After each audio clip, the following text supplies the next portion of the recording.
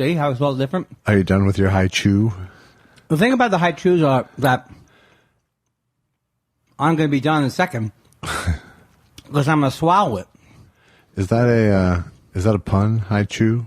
Is it like haiku? I have an allergy. High chew. I don't even understand your pun. Haiku. Yes. That's what I said. I didn't even present it as a pun. Are you a Harry Blow guy? I'm sorry? A Harry Blow? No. No. I have not had a Harry Blow this week. I don't know if this is a good way to start off the podcast, but I think I have a problem with sugar. You don't think so because you don't ingest sugar. Right. But I find myself going down the candy aisles more. Yeah. What's new? These high chews. I convince myself that they have vitamin C in them. Yeah, I'm sure they do, but... You think so? Nope. Really? They're not even going that way with it. I thought it was a vitamin chew. It's just candy.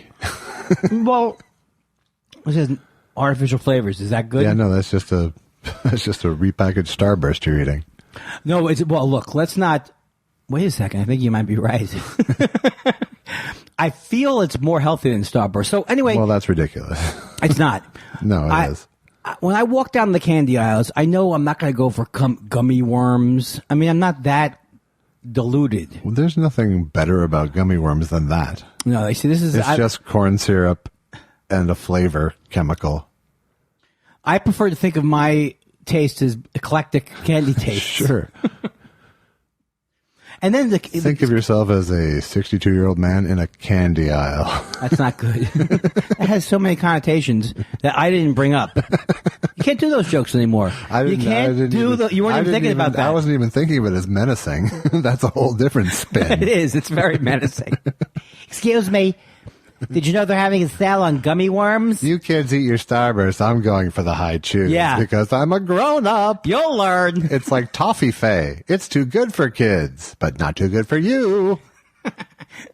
What's the one I love that's like at Halloween where it has like is it candy corn it's called? And it has like a tip? Is it like the thing that's shaped like corn? Yeah, I think it is. Then yes. And I used to convince first of all, I used to love those. I don't love them anymore. What do you think? You can't even deal with it. No, it was never good. I mean, I was a fat kid, so sure, I ate it. Well, what do you do when Halloween comes around? I know you have people coming by. I was past the era of people giving us candy corn, really. But how about now? Now you're going to have something out there, and the kids are going to, how are you going to keep away from it? I made it through Halloween last year without eating too much. Too much? Well, I mean, you're not going to be. Who gives a shit? Yeah, why am I bringing it up? I'm not dieting to make the team. I'm not even dieting anymore. I'm just trying to stay within a 5-pound That's amazing, range. Though. I don't even bring it up with you anymore because who needs it in many ways? But I eat plenty of regular stuff now. You do? I just bread. Eat some bread. If I really want a sandwich or a burger, I'll do it because it's life. But I've kept it off for about 6 months that way now.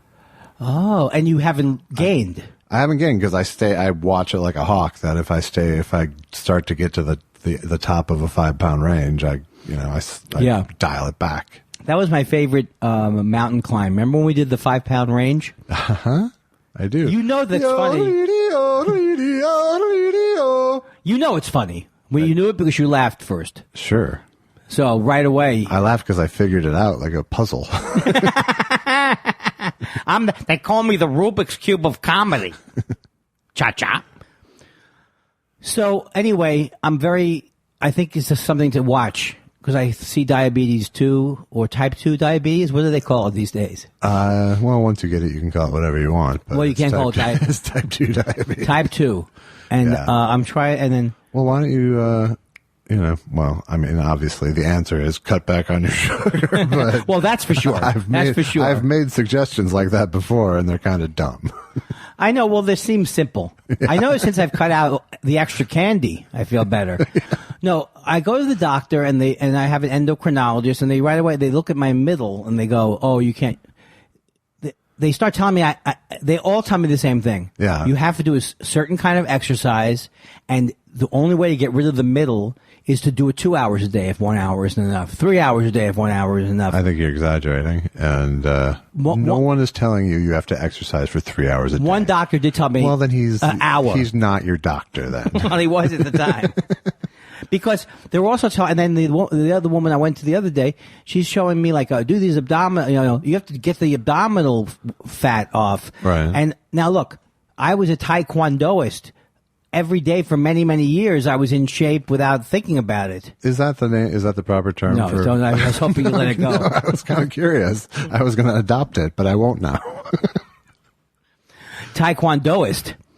A taekwondo practitioner would be another way to say it. Yeah, so what's your point? So I was in shape for many, many years, even though I may not have looked, and I would do like Superball, and the guy had, at his apartment, he had all these weights and things like that. By the way, I do 600 crunches on a Superball now. Do you do that as part of Pilates? Yeah. But that's not Pilates, though, is it? It's Pilates based. We've stretched out because it's boring, and You do 600? I do 600. Yeah, I do a set of 300 in various angles, and then I do 2 sets of. I can't even believe this. It's pretty impressive. Don't you want to kill yourself afterwards? No, I actually am not even that winded afterwards. And you have to do them crazy. You have to do them right. The Bosu ball helps you do them right. I do it right. Yeah. Oh, I'm doing it right. Oh, don't get me wrong. I'm doing it right, Alice. But I've been doing it for 3 years, so I've worked up to that. But, right. But that's one of the few things that I go, hey, you're impressive. I think that's amazing. Yeah.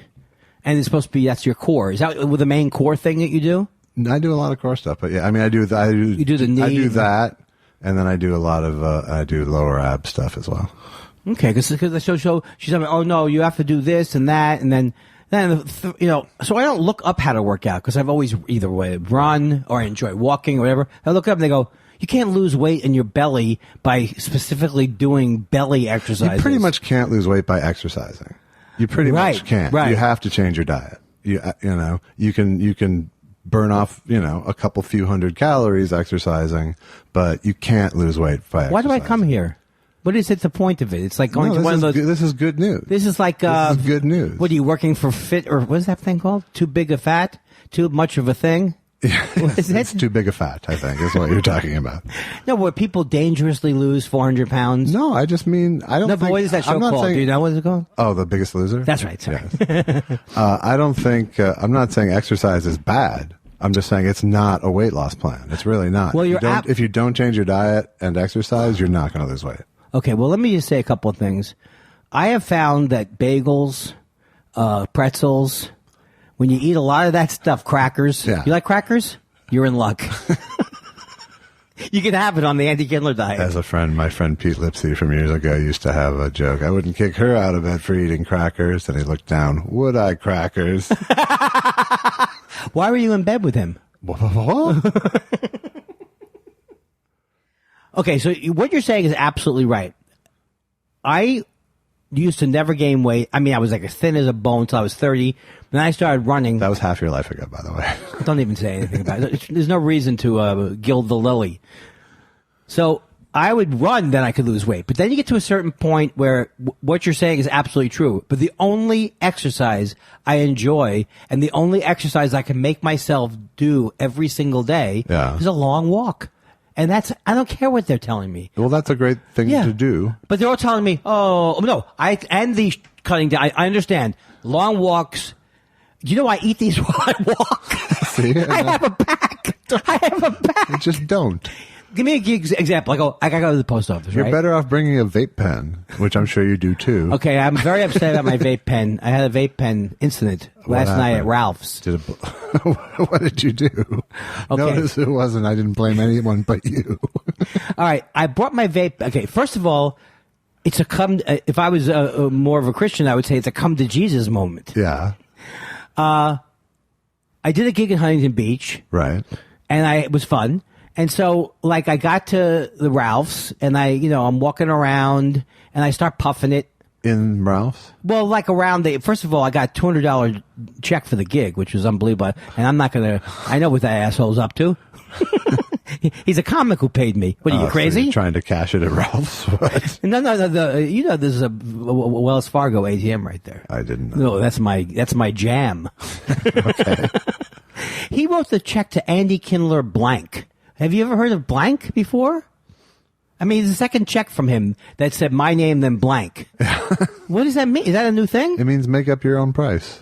It's name your own price. No. That's to the who it's to. Oh. Andy, no, it's not Andy Kindler It actually blank. wrote the word blank in? Andy Kindler blank. I don't know what that means. That's his own system, right? I ain't never seen it. It's probably his way of making the check come back. Why did you deposit it that way? You're supposed to cash it through me. So I started on and it was one of those good ones, the vape pens that where you have the cartridge. Yeah. Yeah. And you're smoking it in a grocery store. No. I'm walking around. I got put the money in the bank. Okay. And then I'm walking around. I walked around the block once. Okay. Puffing. Then I go up into the store. And there's two things happen. I don't sense me getting high. It's over. Yeah. It's over with this. Okay. No, but I mean, really. I mean, you know how much I've spent on this? Yeah, a lot. Hundreds of dollars on $200 a week, you said. Well, not so much. Not just vape pens, but. But why are they selling them? The only way to do it is like, now, have you ever done the balloon, the big, if I was to vape my regular pot, it'd be better, I think. And they used to have that thing with like a balloon that would open up and you put your face in it. That was Yeah, okay. The various ways that they had that you could light pot up, heat it up. You know, this. I'm trying to decide if this is. It's terrible. As sad as the 62-year-old in the candy aisle. I'm trying to decide which one is less age appropriate. Okay, well, why we are? Well, that's right. It's both terrible. It's both terrible. Okay, so I go up and I start to shop, and I have the vape pen in my pocket because it's not one of the ones that you can dispose of. It's a battery with a cartridge. Yeah. Yeah, and the ones you could dispose of, or you never lose those. They never get you high. This one is easier to lose, and it doesn't get me high. And then somehow I left Ralph's, and I put it in my pocket, and it was gone. And I said, it was 5 to 2. They close in 5 minutes. Yeah, and you can't go back and go, I gotta get my vape pen. So that means somebody who was shopping in that Ralph's. No, somebody who was cleaning up that Ralph's had a better night. That's true. That's true. And why shouldn't it be that way? But I'm very disappointed in the vaping in general. It's like it's a waste of money. Yeah, it is. I agree. But that's not true about eating pot. You get much higher when you eat it. Yeah, but you still don't like it, yeah. Did you want to talk? Is it good that I'm talking this long about it? Please. Well, we're doing it. This is a bonus. I mean, we can be honest. It's not a bonus show, but it's not we're out of sequence. We're recording this a few weeks in advance because Andy is off to England. I'm off to England. Andy will probably be flying back from England as you hear this. Yeah. And what you said. So it's test show 69? Is that what it's going to be? It's like 71. Oh, my God. We're really up there. Yes. But you know what I was very excited to hear that you told me off the air? Because we mostly have much better conversations when we're not rolling, right? Absolutely. They're short. We haven't missed a week with putting something out, right? No, we have not. And when you get these, I got an email from Perush, and he was going through tough times, and he said we cheered him up. And it's like, now I have to think, what if we don't have one come out Monday? It could be a tragedy. Someone could be depressed. Well, we'll get lots of shit. I know that. I know if we ever have to put a rerun on. If you try and repackage it? We will get lots of shit. Didn't we? Oh, wait a second. We had a one repackage show. No, we had a best of show, but that actually took way more work than a regular show. And we had to do our own stings. And we still had to record wraparounds. It wasn't a labor-saving device. It was a labor of love. That's true. That's true. People are still talking about it. But I do know, I feel an artificial pressure because there's tons of podcasts that take weeks off. Well, what they do is that when they get a big, like I'm listening to that Crime Town, I listened to 20 episodes of Crime Town in like a day and a half. Then they have like bonus episodes they put out. I guess that's the thing is other podcasts know when they're done. We never are. I'll tell you, I think I'm not comparing their well-run organization with us. Right. Well, you're well-run, but it seems like that they don't. It seems like they are running a little behind because they're like, hey, we're still working on season 2, but here's our bonus episode. Right. It's hard to do a season 2 of these shows because they're labor intensive, specific, and they're so specific. Like I like anything with the crime in it now. And this thing about Providence, I'd always heard that from someone who lived there. That was a high crime town, but also the school is there, Brown University. So it's an interesting mix of people there. Yeah, I never listen to those because even though I know that they're interesting and great, the only time I listen to podcasts is in bed, really, and so while you're having relations. That's funny, right? What do you mean? You listen to them as you're going to sleep? Yeah, and it works. So listening to something that has a serialized storyline is kind of fucked for me. So do you put them in your ears? No, I just play it out loud. Allison's usually asleep, or she'll, or we'll come to a consensus as to what to listen to. Books on tape or podcasts. Well, as you know, they've saved my life when I'm shopping and everything like that. I realize the things that they help me do are things that you avoid at all costs. Like if I told you you could spend an hour and a half in the supermarket walking around looking at things and have your podcast, that wouldn't appeal to you, right? No. You want to get in and get out. Right. And there's no convincing you otherwise. Well, I don't have the, since I haven't, stayed in full stand-up mode, yeah. I don't have those day-killing instincts like that anymore. It's like, what do you mean? Like, because I have a... hey, I've got 8 hours to work. Yeah, but you work. You're self-employed. You were both in the same... No, I work harder is what I'm saying.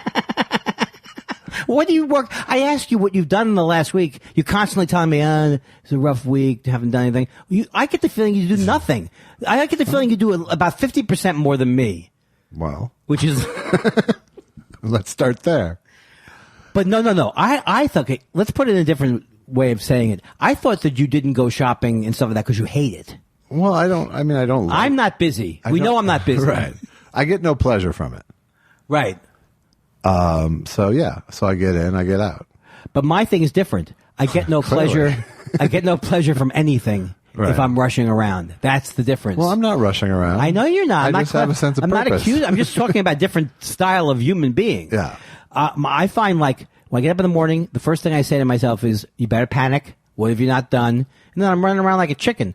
And I'm not getting anything more done. You think the fact that I get here at 5 minutes after 9 means I've squeezed more things in? No. It means that at 5 minutes to 9, I panic. I mean, I try to do it better than that. But I don't want to hold you up as a perfect human being. But I'm just saying, you're probably well adjusted, so you don't need a podcast to drop off the dry cleaning. Yeah, it's true. But sometimes when I'm in the car, I'll put one ear thing in, because I think it's legal, right? To have one ear thing in? Well, they'll think it's your phone. Right. And I'll listen to a podcast when I'm going, around. I don't know what it is. I have to just turn off the noise in my mind because it's not like my mind is a wonderful, super amusement park of fun. Right. Mine is. See, that's the difference. So what is it that doesn't make you want to return? Okay, like you buy something but you won't return it. What makes you not want to? It's just a waste of time, right? It's a combination of laziness and it's not a waste. No, I don't think it's a waste of time. It's just a cost benefit analysis. Right, sort right. Of. It's sort of like it's not. It's certainly things. It's not in my head to return it. Yes. You know what I mean? No. It doesn't. It's not an important enough task to make my to-do list. Right. So as a result, it gets not done for a long enough time that it's just moot, So you and Allison never go over to the mall and walk around and stuff like that? No, we really don't. Well, the problem is I'm very Amazon-based right now. Oh. That's I know Amazon. And I get my shirts, now I do online tailor. Bespoke? Bespoke, fake bespoke shirts. They are bespoke, but they're, Untuckit.com? No. You're taller. Yeah, I can actually order a shorter shirt. So I don't need Untuckit. Right. And I actually have, because I don't tuck in my shirts. But. You don't, right, because you have a long upper body. Do you understand what I'm saying? Yes. Your body is up, you have a longer body, you don't have the middle I have. Isn't that unbelievable? That you look, if they wanted to guess who goes to the Pilates gym between us, now you're going to be as if before we would walk around like Mutt and Jeff. I don't know what I'm going for here. What were we talking about? Don't tell me. I know you know what we're talking about. Of course I do. Okay, what is it? What? What is it? We're talking about returning things and that whole thing. Right. I had something else to say, but I forgot it now. It was really good, too. We were talking about my shirts is what we were talking about. I got that's right. And I was going to interrupt your shirts story because I had an anecdote that's so great that I had to intersperse. Okay. I got recognized literally in the worst way possible in Sherman Oaks. Yes, 2 days ago. Guess where by a crime victim of yours? No, that Josh, I told you there's certain things that are off base. Ixnay on the aerial serial K. I was just trying to imagine what the worst way to be recognized is. Well, this is almost as bad. Okay. So, like when I'm at a family gathering, I still try and convince people that they recognize you from TV. Yeah. You know? So, if someone, he goes, do I know you? And I said, I try to steer him right into the thing. Well, I am a comedian. No, that's not how he knows me. He knows me. Should I give you a clue? It involves you buying something from him. Yeah. Yes. And he works at a store in our area. Okay. That I have not frequented in this location, but used to frequent a lot in Beverly Hills. Huh. And he used to work at that one. No, maybe. I was so depressed by the end of the conversation that I slunk away. Yeah. Okay, you want me to throw over the cards? Sure. He works at Jimmy O's. Really? Oh, that's fantastic. So I go, recognize you from Everybody Loves Raymond? He goes, no. Do you shop at Jimmy O's? Yes. I said, yes. He goes, oh, yeah, I've worked there. I've helped you before. Now, that's the worst thing in the world. What could be better than that? Worse than that? It's terrible. Do you ever shop at Jimmy O's? Jimmy O's is 5'8" and under fashion for those of you who aren't in the know. And for any new listeners I can't believe there would be new listeners at this point, but they used to have a newsletter that was Jimmy O's newsletter where they would do a specific announcements for short people. So they go, we'd like to congratulate our diminutive Academy Award winners. Right. The worst one he had was when he put in, I know I've said this before, when he put in the thing, goes, so he takes a story from the newspaper about how short people don't have those long lives. And we should read this if you're a diminutive person who likes fashion and wants to worry. But the thing that's so ridiculous about that is that that's not true. Short people got nobody. Sure, someone my size is going to have less health problems than someone who's like 6'10". People who are like 6'10" or 7 feet sometimes have health problems because of how. It's true. Because of how much the blood has to pump to their schmeckle and that kind of thing. Yeah, the schmeckle pumping. But imagine my face was so red, and I haven't gone into that Jimmy O's yet. No. And it's right next. There's You're also a celebrity there. I wonder if there's an 8x10 of me up in Jimmy. This is where my ego gets out of control. It's up, but it's not up very high. I wonder if my 8x10 is down on the wall. Is that buckle? Is it down on the wall? Are you going to put my 8x10 at eye level on the wall? We'll drag it down there, sir. Yes. Get the ladder. Oh, man. So someone wrote a joke for me. If anyone listens to everything at Jimmy O's is jockey for him. Is what? Is jockey for him. What does that mean, jockey? Oh, I see. For him, yeah. Finally got it. It took me a while. But there's a TJ Maxx there, and a comic, if anyone was listening to this and wrote this joke, I think they wrote it for me, because they went on before me at a club, and when I have a joke for Andy Kindler, I'm a paid irregular at TJ Maxx. Yeah. I think you dropped that on us before. Yeah, so I still can't find out. I think it was Baron Vaughn. But now I'm going to find out. I'm going to do a 2-year search for a joke that doesn't have that many references that people would know, right? It's a regular. You have to know paid regular, and you have to know TJ Maxx. It's the paid regular that people don't have any idea. Oh, that's true. Think about that. That's true. That's unbelievable. I totally thought it was like, oh, no one knows TJ Maxx. No, they know TJ Maxx and much they better. know irregulars. They just don't know what a paid regular is. Because they wouldn't imagine that you would be in a business where you would be unpaid. There would be a whole group of people unpaid. Right, but they don't even know what you're talking about being a regular at. Right. They don't know that you know. Which is a good note in general. They didn't do time at the store or the Improv. It's a good note in general that if people don't know the reference, then the joke's not going to work. And it hasn't stopped me. Absolutely. Unless, on Mystery Science Theater, we didn't care because we didn't have an audience. Live audience. Right. You could do anything you want on that Speaking show. of Baron Vaughn, who's now Tom Servo on Mystery Science Theater. I have not watched the new ones, and I didn't realize until I watched your thing you showed over here, I'd never seen the old ones that much. And so all these years is another thing. I haven't professed expertise about the show. No. But it's one of Or the things interest. that it's one of the things that you like foreign films. Bertolucci. Have you seen Bertolucci films? Yeah, sure. I haven't. Okay. Truffaut.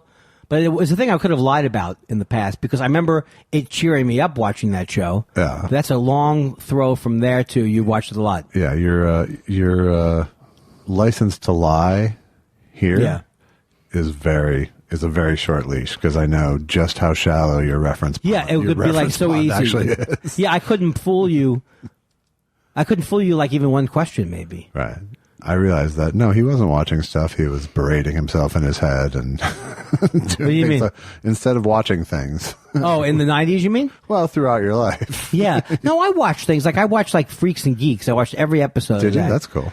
But then I couldn't watch the documentary when I tried to watch it. Yeah. I had to say I got to be in the right mood. I got to watch this with Susan because I wanted to see it, but then it was like I want to be on the right mood. How is the documentary? I really liked it. It's super nostalgic. I mean, I think it's really, it's a love letter for fans for sure. But it's really well done, I thought. It's really, I thought he did some really smart things. Who directed that? I wish I could remember. Oh, it's not Judd. Judd didn't direct the... No, it's Brett... I would love to get lost in a world on TV. Where I watch. I mean, that's one of the things I think is missing from my life right now. Watching is... I need to get a few addicted to shows, like Mrs. Maisel. Yeah. Brent Hodge is the name of the director. Brent Hodge. Of the Freaks and Geeks. What was it? Was it Netflix or was it a... It was on A&E on a show called Culture Shock. Ooh. But it's but apparently it's going to make it. It's going to get to Netflix. Oh, that's why I see that Culture Shock as a show coming up on my thing. Yeah, it's a doc series on A&E. You know what I kind of like is Mike Judge does these cartoon history things of like blues artists or on where? he does it on. It's like I think it's like HBO Online or something like that, or maybe it's on HBO. But I saw it when I was flying. It was like HBO to go. Okay, cool. And I really like him, and he's very funny, and I recommend it. Why am I recommending things? Why don't they listen to ours show first? Right. Yeah. Fuck everything else till you're done with this week's Thought Spiral. If someone wants to listen to the show, I always am afraid to say listen from the beginning because I'm afraid of the first couple of shows. Yeah, someone asked that this past month. Yeah. See how I went back there. A while ago. Everyone, I mean, the consensus on our Twitter feed from listeners was start from the beginning. I suggested they start at the best of show. Yeah, I can see. It's almost like you have to go through the pain of sleeping through the first. No, I think I'm not a good judge for getting into the show because I would be. Well, squeamish. we still can't quite figure out what works. If you think about it too much, you just go crazy. Yeah, exactly. You know, you like I've done the Grease Man for you. Because Gruber does the Grease Man. I said it's the Grease Man, baby. A ding dang dangy dangy doongy dangy doon dang, baby. Grease Man. It's the Grease Man. 5 o'clock in the morning, the Grease Man. It's not bad. No, it's perfect. I mean, since I've never heard the original, it's a perfect. You don't impression. know the Grease Man? I do not. Oh, okay. He was a phenomenon on the radio, and then he got pulled off. Yeah. And he was on every station, and he had that kind of voice. How's it going there, daddy dangy ding ding? And what was the time frame of this? 90s. Okay. Back when I was retired. I had more time. You were so much older then. You're younger than that now. In a candy aisle. I'm in a candy aisle. And I've been listening to 1260. I still listen to 1260. You like that 1260, or you don't need to listen to it? 1260 AM. It plays really great oldies. And I'm starting to get obsessed with these oldies. Like, I never thought I liked the Limbo song. The Limbo song's not bad. Dun dun dun dun dun dun dun dun dun dun dun dun dun dun. Bum bum. Right. Then you do the limbo. Mumble Jack, be quick. Jack jumped over candlestick. No, under limbo stick. Wow. Jack jump under. He doesn't jump under, right? He jumps under He jumps limbo under stick. limbo stick. Yes. Thus the play on words. There were so many songs that when you listen to them, they were based on the claim that people were doing the whatever. And I don't believe it. I don't believe everyone was doing, maybe the twist, I believe. Yeah. But they go, we're doing the thing called the peppermint. There couldn't have been songs based on every one of those. Like one guy goes, No, there was a dance that went along with all these songs, but I mean that was a marketing strategy as much as anything. Right. It was like the Macarena, which you told me was a spontaneous, organic event. Yes. That got out of control. Absolutely. That was some organic shit.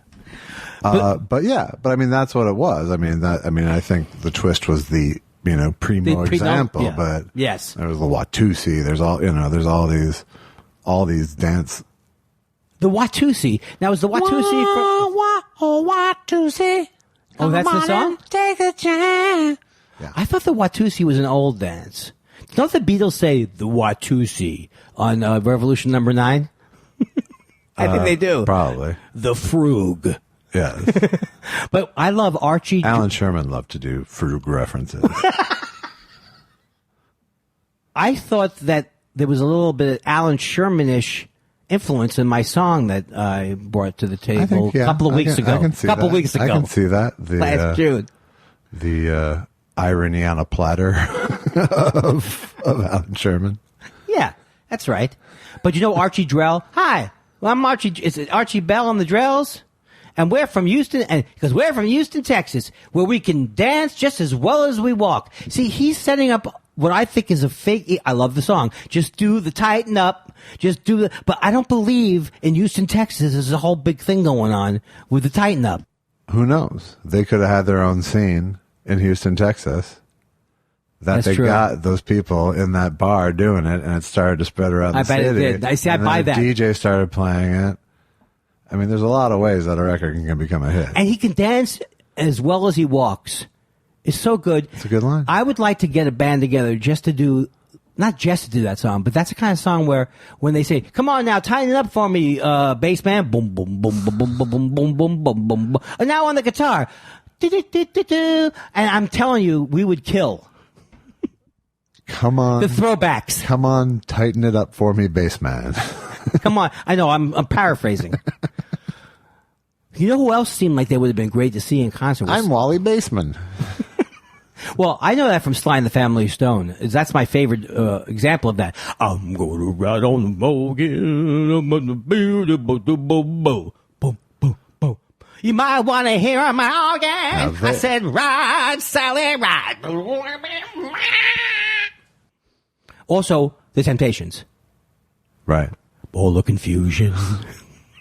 Is this worse than listening to an oldie station? And the band played on.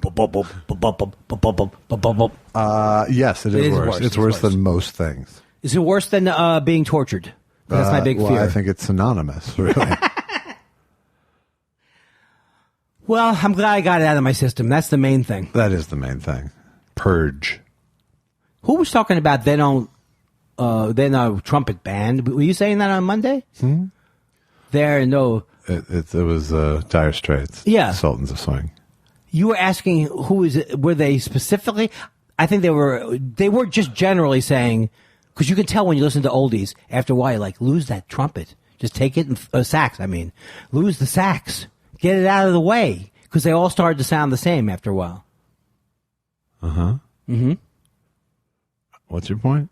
My point is that the first time they put saxophone. What's your area? The first time they put saxophone in rock and roll, it was great. Sure. But then I got tired of it by the E Street Band. Okay. Yeah. You know my point. Fair enough. And what does that have to do with the Sultans of Swing? Because the line, they don't give a damn about any trumpet playing band. Yeah, that's what I'm saying is that they don't like. It ain't what they call rock and roll. Right, that's the thing. He's talking about the 50s music. I don't know what he's saying. Maybe he's talking about. No, the Sultans play Creole. Oh, you've listened to the. I've sung this song at Joel Madison's wedding. Well, what is the song about? Can you give me a brief thing? Yeah. It's about a band that plays in a jazz club that doesn't give a shit if people come and listen to it. Oh, that's kind of cool. And really one of the best, one of my favorite leads. Yeah, in that band, Scott Pinkerton played it note for note beautifully. Oh. You know what else I heard that I loved was the solo from Reeling in the Years is so great. Yeah. And it's a guy named Elliot Randall. Right. I talked about this, right? Yes. Fuck you. All right. I'm sorry. Let's open the show. How's everybody doing? It's okay. What's the official day though today? Who gives a shit? I think it might be Labor Day even. No, it's a week after Labor Day. I can tell. This is how you know I haven't. We've been doing the show a little while, even though I'm trying to pretend it's a new opening. But it's like, who gives a shit? I think it's a week after Labor Day. Right. Okay. You know what? Or even a week after that. I don't even know. You know what I say in my head during every podcast? Don't be annoying. Don't be annoying. Do you really? Pretty much. So that shows you your willpower. Am I being annoying? Am I being annoying? Have I listened to what he said? Am I listening? It's that voice. Oh, you missed it. Oh, you missed it again. Oh, you should stop talking to yourself because you missed it. Okay, I'll stop talking to myself. Oh, I missed it again. Right. It's exhausting. It's exhausting. I can and I keep thinking of you. I don't even have to imagine. You've told me. Well, I want to do the mindful meditation, and I keep telling myself, you got to go. I want to do a walking meditation. I want to do something. Breathing something. Yeah. Or just keep talking about it for years. Why don't you spend some of your fucking podcast time with something productive between your ears? Headspace? Sure. Okay. Yeah, Headspace is supposed to be good. All right. All right, then. Yeah, I'll put that on the list of things that I'm sure to get done.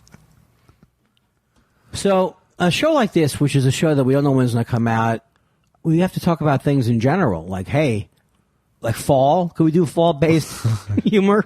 Sure. Back to school humor. Well, I like the way Did you get your new Trapper Keeper? Oh. I told you I changed my joke to put Trapper Keeper in there because I didn't have that when I was in school. Well, I'm going to put that I'm going to write that in my appointment book. It says, say Trapper Keeper, and you'll get a laugh. And I would get a laugh, and I just hated it because I didn't know why I was getting a laugh. Yeah. It just made me so angry. I'm the only one of the few comedians who gets angry when people laugh.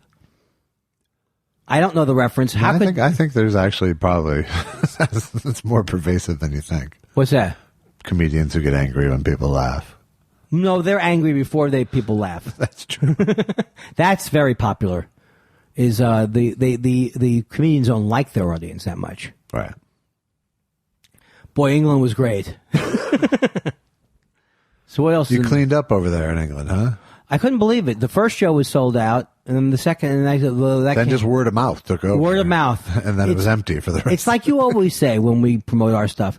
You know, I'm sure people will catch on to it. There's no reason to, exhaust ourselves promoting it. Exactly.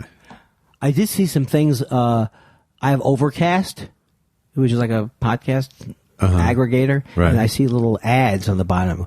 Watch the Schmoopy and Dimpy show. That's what we got to have. Listen to the Josh show. That's what we like need. That sound of it. Imagine if you really did like that sound of it. Really.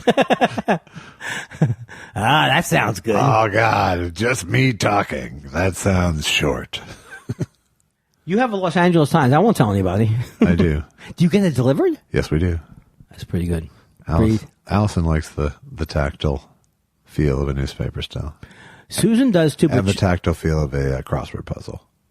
That makes sense. But Susan is into the NewYorkTimes.com. She pays for it. As do I. And they have amazing things like all these different department philosophy and just like incredible things. No, I actually subscribed at the beginning of the Trump era. Right. I now subscribe to 3 papers. Washington Post, New York Times, and LA Times.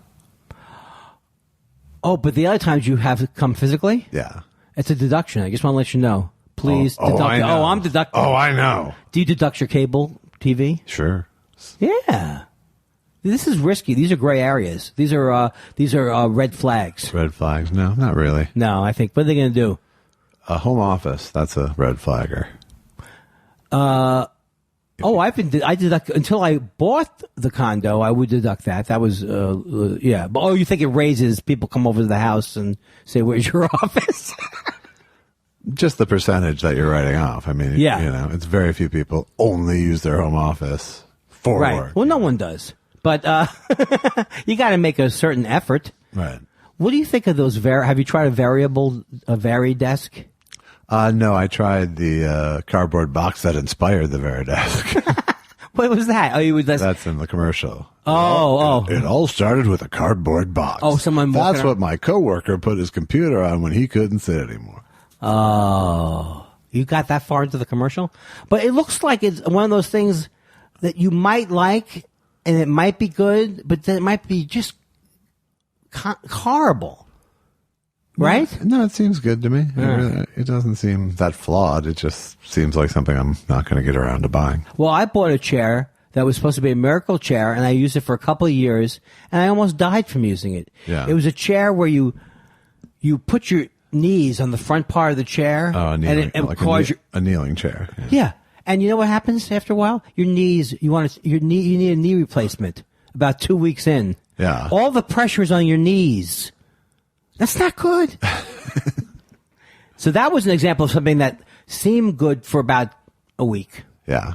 Now I've gone through a lot of office chairs in my life. I like the Herman Aron chair. What are they called? The Aron? Yeah, I think they're good. By Herman Miller. Herman Miller, that's right. They're okay. They don't have they're good for meetings, but they aren't so good for living. For serious ass hours. What would you recommend? You've done. I don't have a recommendation. I'm always on a hunt. You're on the hunt for a nice office. I have to have something that adjusts because I'm very short. So I have to have something that adjusts that goes tall. Yeah. That's the main problem for me. And then I like a little lumbar support. I'm actually friends with the person whose dad designed the Aron chair. I noticed you had something come across your face that seemed like it was recognition blip. So he's the son of Herman Aron? She's the son of, Don Chadwick is his name. And he's a famous designer, apparently. Oh. But most famous, I think, for the Aron chair. I would think that's all you'd need. You could retire on that Aron chair money. And he has. Does he have a thing at the Helms building? Have you been to the Helms building? I never have, no. Yeah, it's pretty cool.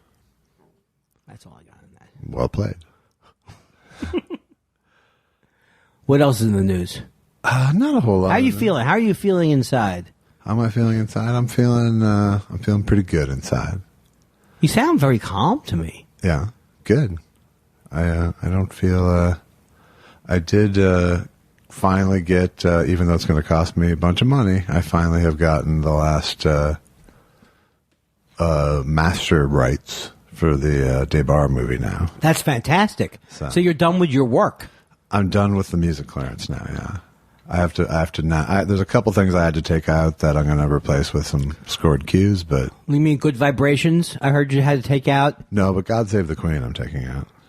Oh, because it's Sex Pistols, right? Yeah. Oh, did you try to get it clear with them? I did, and it was just the publishing on it is way too complicated. And there was at one point it was like you can clear it in the U.S. but not overseas, and it was just like I don't. Wouldn't it be great if you could? I'm not saying in this particular case, but if you could, if Sid Vicious, he's not alive, right? But if he was alive, you could, and you wanted to license his song, and he answered the phone. Well, I had Steve Jones here at the house. Oh, that's right. Oh, could he have any influence on helping, or no? Not really. Yeah. No, it's like 4 different companies that own the publishing now. And my friend Chris Gaffney, God rest his soul, who was one of my favorite friends and musicians, he never got money because his publishing was all screwed up. And it had one of those things, we licensed his song for a pilot on Comedy Central, 12 people on it. You know? Yeah, I've run into a fair amount of those situations because people sell their catalogs off over the years a lot of the time. I'd like to sell my catalog. That's I would like to. I was with Northern Music for a long time. Really? Well, you are limited. Oh, see, I like that joke. I just think the others are put off by it. So I forgot now. Do you have a sales outlet? It's sold. I have a couple of possibilities. I have a bird in the hand. Oh, that's a good company. Yeah. I went with Two in the Bush for a couple of years. Yeah. What do you do? Is it because you're eating the birds, or your bird in the hand, like you're killing it? Yeah. Yeah, you're going to eat the bird. Oh, okay. It's better than It's saying that don't get rid of the one that you got in order to get two that you don't. Oh, that's the Crosby, Stills and Nash song. When you can't be with the one you want. I'm sorry that I went into that. Eat the one you're with. I'm sorry. It's my new thing now. Sorry. Apologies. I kind of like it. Apologies across the board. It's more appropriate than so many of the things that you go for. It's very popular now is the I'm better than that. I'm better. You're better than that, Josh. Yeah, that doesn't work with me. We're better than that does work because we have been better than we are now as a nation. Yeah, I created First Thought Theater to replace You're Better Than That. First Thought Theater. Is that yours, TM? It is mine. I wish it was TM's, but I wow. I bet a lot of people. But I also hope that it spreads throughout the industry. First Thought Theater. That's like a PJ. That's a PJ. That's what I often sometimes feel is a problem with PT Barnum. What's the guy who did Magnolia?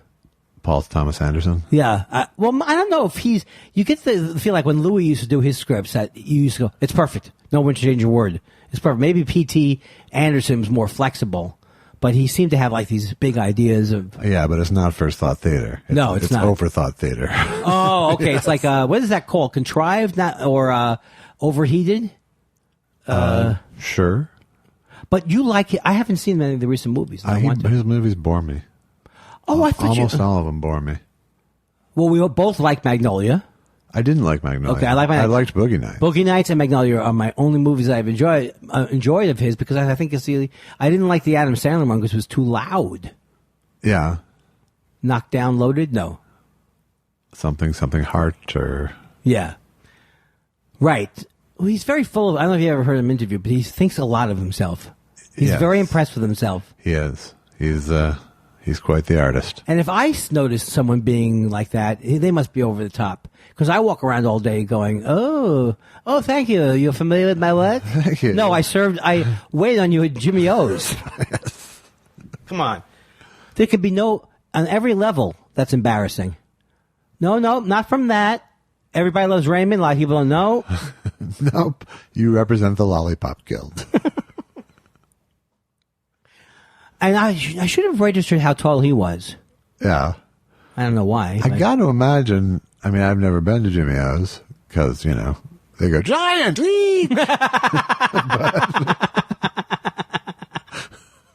but I imagine that their salespeople aren't anything but diminutive. It's a Japanese name or something like that, right? It's AU. It's Asian. I don't know. Yeah, so you're basically going and you're saying it's like a cliche over there. You walk in and they go like it's a monster movie. No, it was not. I was not going for any sort of Asian stereotype. I was though. Yeah. I was walking. Oh, how's that? Here's my racist Asian person from the thing. Oh, actually, there's those comics that used to do the thing where they would move their lip. They would do the. Here's my impression of every movie. How are you doing? Yeah, that's a great bit. It is a great bit. If you can't see it at home, don't worry about it.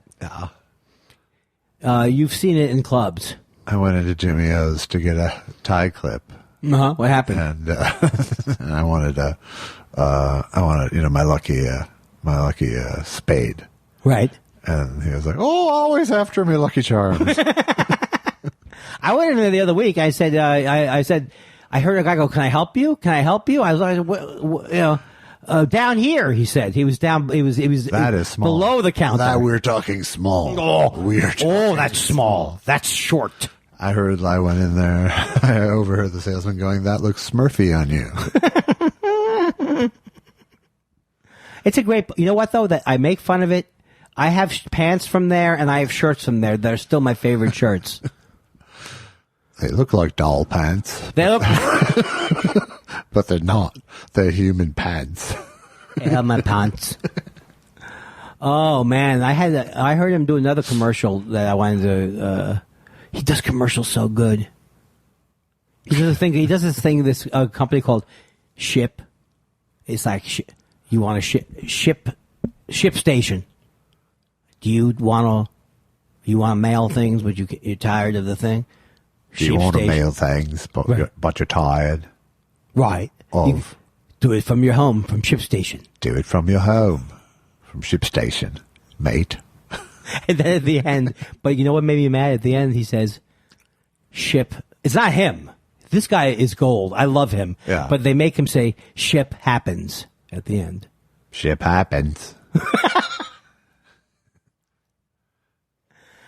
There's another promo. Have you heard any of the Gimlet podcast? Because Crime Town. No, Jesus Christ! How are you listening to this? Well, because because I'm avoiding things and walking a lot. Okay. So, they had a promo for this show, and the woman had like this very annoying. I don't want to say very annoying English kind of accent, but that's what it was. It was Right. like, it's science versus, where we just provide you with the saturated facts. And that made me so angry. Saturated facts. Yeah, Okay. the saturated facts. Yeah, that's a bad pun. That made me so mad because she said it.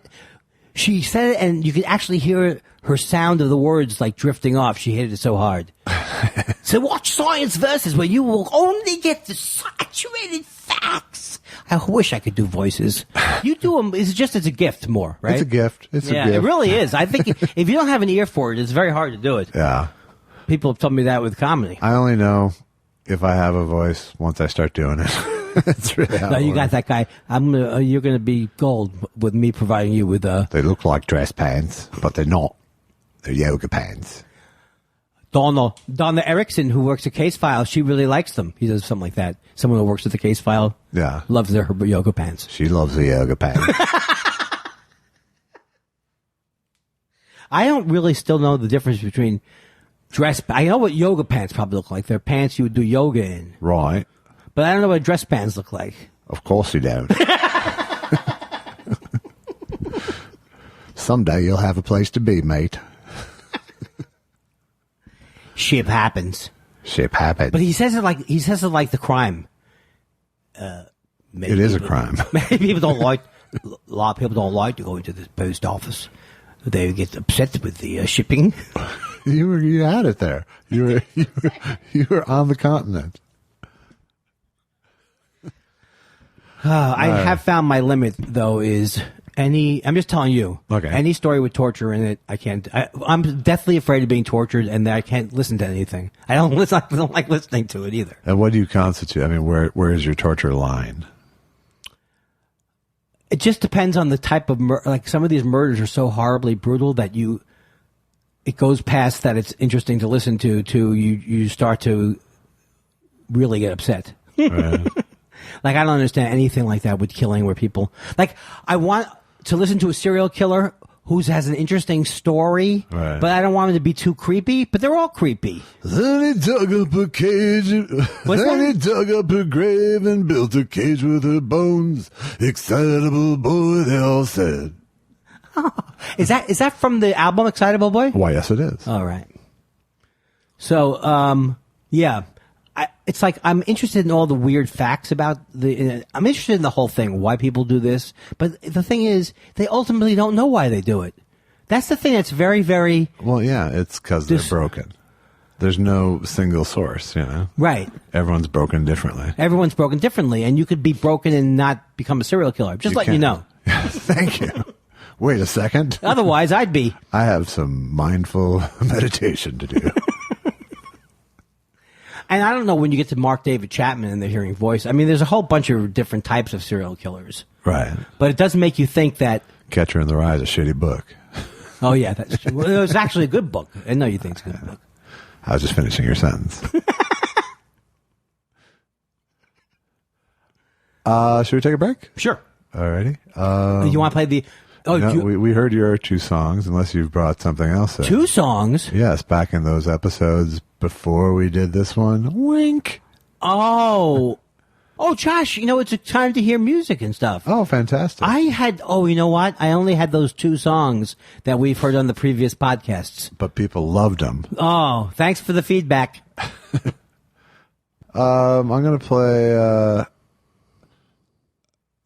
several weeks ago, remember that 8 song, that Wheat, Wheat, Wheat, which was for the Superball? Yeah. So that was for Superball 8, and I'll recap. This was our friends Joel Hodgson who Mystery Science Theater fans, of course, know, and his brother Jim, for years threw this big, giant art party called Superball. And they would have people, do all sorts of things. There was food competitions, there was performance stuff, there was art installations, there was liquor, there was, it was just a big fun night. And he would have people they'd put an album of, various musicians would do songs about the Super Bowl. And so this is for Super Bowl 7. The other thing that happened I'm just trying to fill in the facts that you need for the song even. Yeah. One of the fun things they would do is every year there'd be a ring. They'd have this ring, a Super Bowl ring made for each of the parties. Like for each category, or for no, just for each year. There'd be a new ring that everyone admitted to the party gets a ring. Is it like a high school grade ring? It's much more arty and funny, but yeah.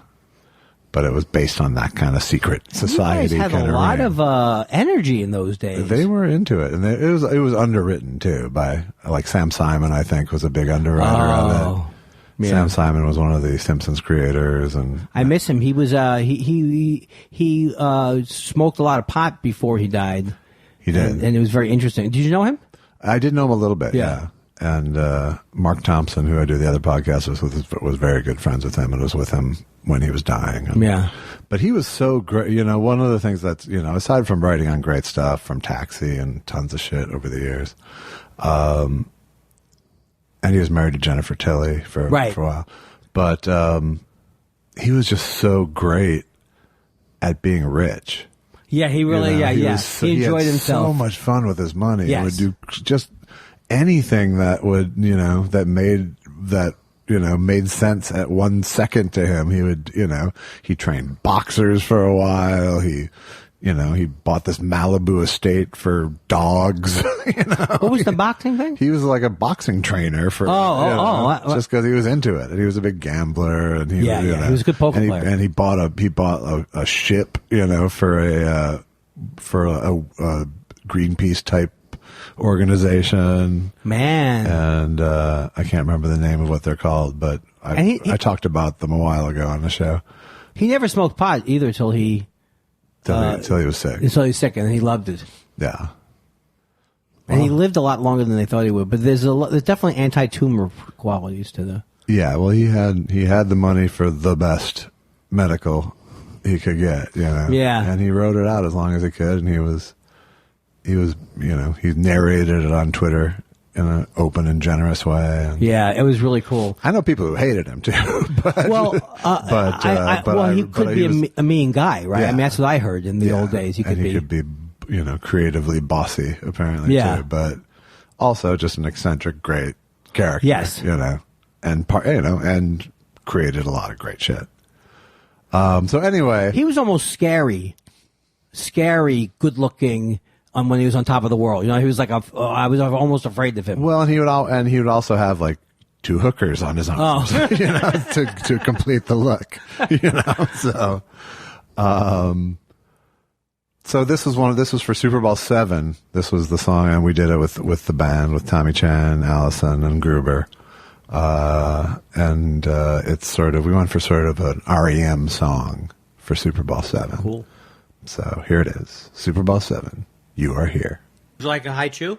7 is the number of parties they've had, and not a single one of them's been bad. I didn't go to number 3, but everybody seemed to agree it was pretty good too.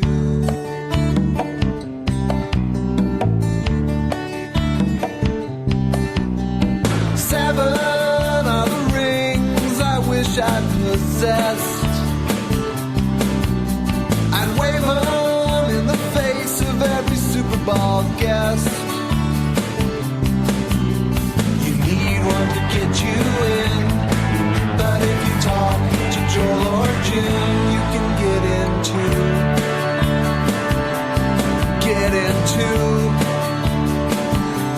Super Bowl 7.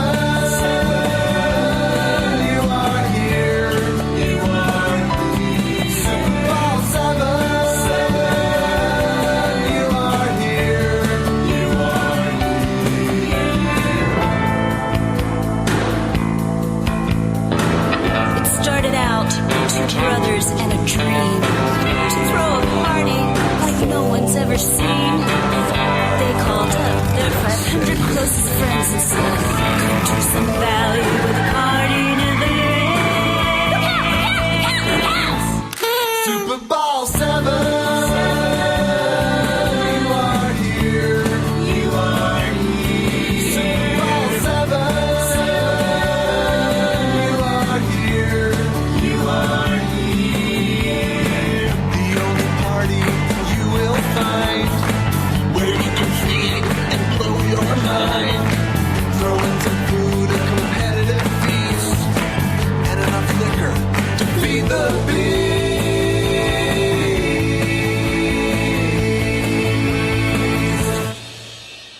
1, 2, 3, 4, 5, 6. Superball 7. You are here. You are here. Superball 7. You are here. You are here. Superball 7. You are here. Superball 7. You are here.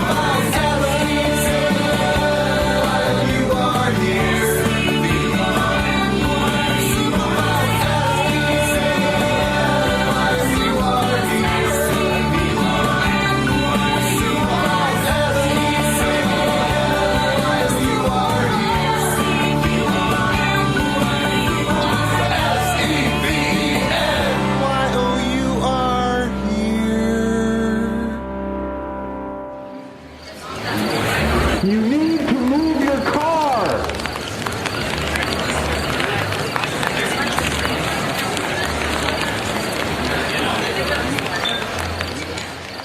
Is that an inside joke about the car? Yeah, it was just. I like that. How are you? How are you? And we're back. We're not used to coming back announcing out of a break, right? That was That was Superball 7. You are here by the Supergroup. I loved it, and it did have that REM feel. And I also love when acoustic guitar, it starts out acoustic, and then the whole band comes in. Yeah. And the acoustic guitar sounded good. And it did have I liked it because when you think about what the Super Bowl thing was, you're making it sounds like it's such an amazing event Right. that you're teasing that it's like, it works on every level. And I just realized something. I was like, what? I must have missed these. I never got invited to these. Now totally I realize. were invited to I them. don't think so. You totally were. Oh, okay. Well, Go maybe that not. road. I think it was great. Thank you. I can't tell when Gruber's singing. I only hear, like, sometimes it sounds like both of you guys are singing. But is it only you singing? Well, that I did all the leads on that. Right. Not all of them. Yeah, I was the lead singer, and I was the. Yeah. Did you used to say that at rehearsals? Look, I'm the lead singer. Look, people. Look.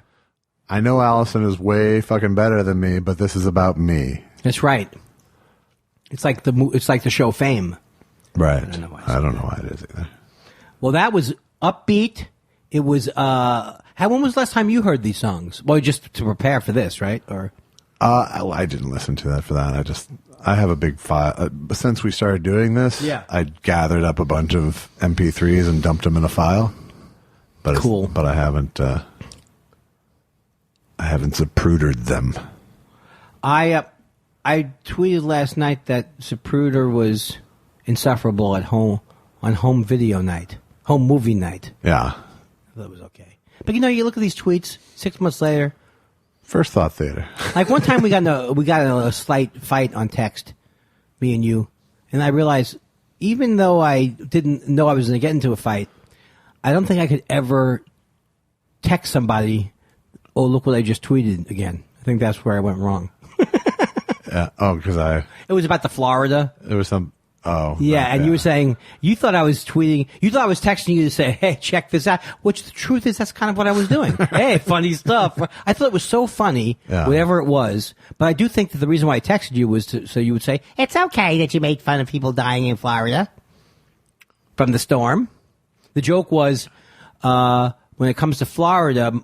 When I think of a lot of the parts of Florida, I'm rooting for the storm. And that was like Rush Limbaugh. It was all said from the right way. But yeah, you look back at these. wanting everyone in Florida to die in the storm. I get it. Right. I But think you look everyone back, got and it. you look back at these tweets, they're absolutely awful. They're awful. They're awful. They're just never going, you're not going to be in a time bucket or time capsule. Yeah. You're not going to collect them. I guess Steve Martin didn't he make a book out of his tweets? There were people trying to do that early on. Yeah, the famous people were going, "How am I going to monetize this shit?" This is even Albert Brooks bitches about it being free when he comes out sometimes. When he hits big. But I just got quoted in a BBC article. You did? Yes, one of my tweets got quoted. What was the tweet? And it was the whole scene blow to the whole article. What'd you call it? And J. Elvis Weinstein saw it this way. What did you call Saw it? it another way. Scene blow? The scene blow, yes. That's not a real term. That's a real term for writers. Okay. Like, wow. It's the button to a scene. It's the thing that blows the scene out. Give me one example of it. You can't. Dynamite! No, but it's the big joke is that it's the blackout line of a scene. I got you. Now, you never would say lay pipe or any of that kind of Sure, crap. I would. You would? Yeah. It sounds so terrible, though. No, you end up using those words a lot.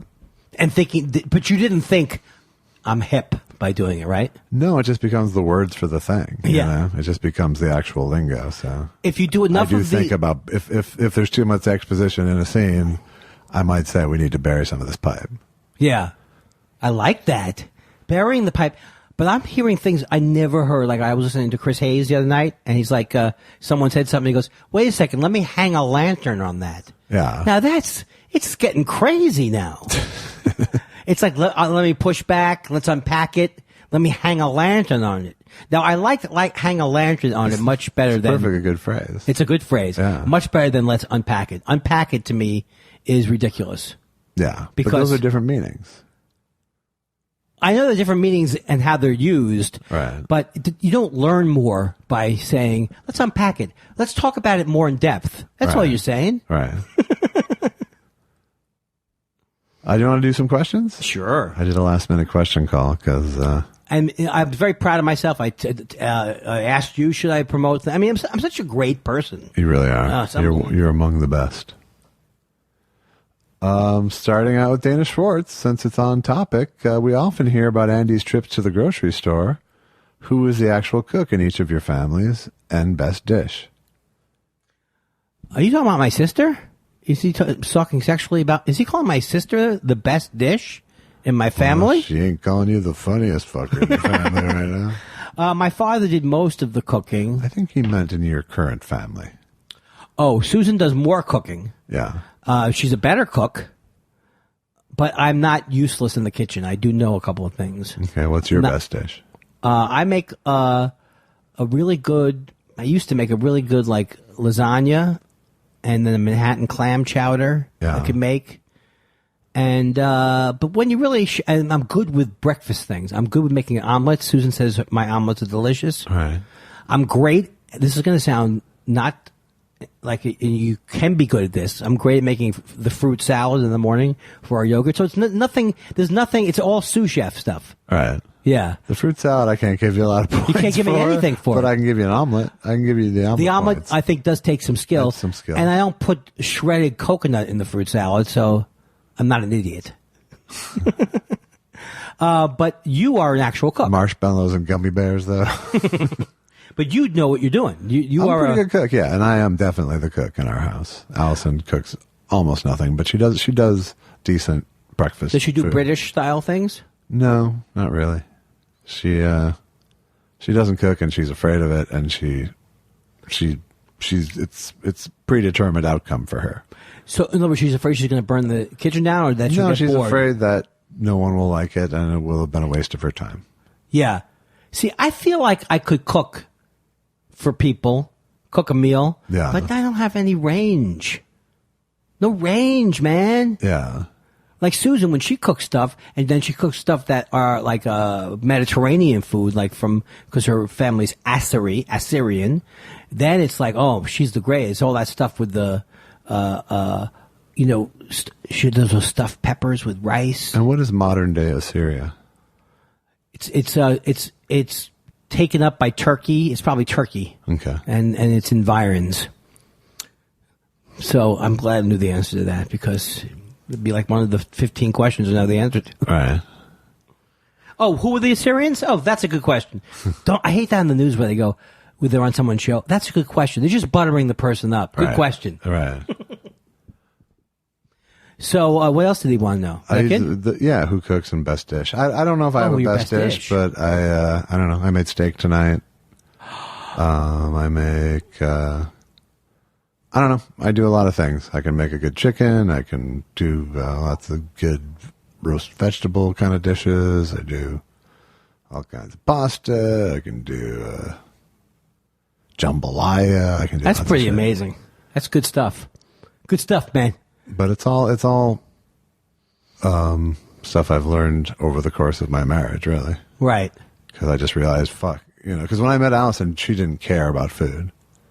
Really, she didn't care about the taste of it, or She just didn't care. It wasn't Right, important to her. It was like, okay, we have to eat. Well, and so like she and Elon were living together when I met them, and they could have done, pasta 5 nights a week, Right. pasta with vegetables. So you were like a godsend to them, Maybe. like Emerald. I mean, I'd yeah. like to think more than just that reason. I think that's it. But, I heard Allison say if it wasn't for the food, you wouldn't be involved. There Currently. just wouldn't be enough in the check column and the plus. Does she give you a honey-do list? Only when there's honeydew melon. Then I'll chop it up for her. You don't believe in using those expressions, though, right? No, Even we as have a joke. none of that. We have None of that stuff, we have right? We have like no corny marriage bullshit, really. You don't have a man. Oh, you have a man cave, though. I right? do not have a man cave. So stupid. It's just so stupid. You mean a room where you? Uh-oh. Now, who notices it first? How come we don't hear that?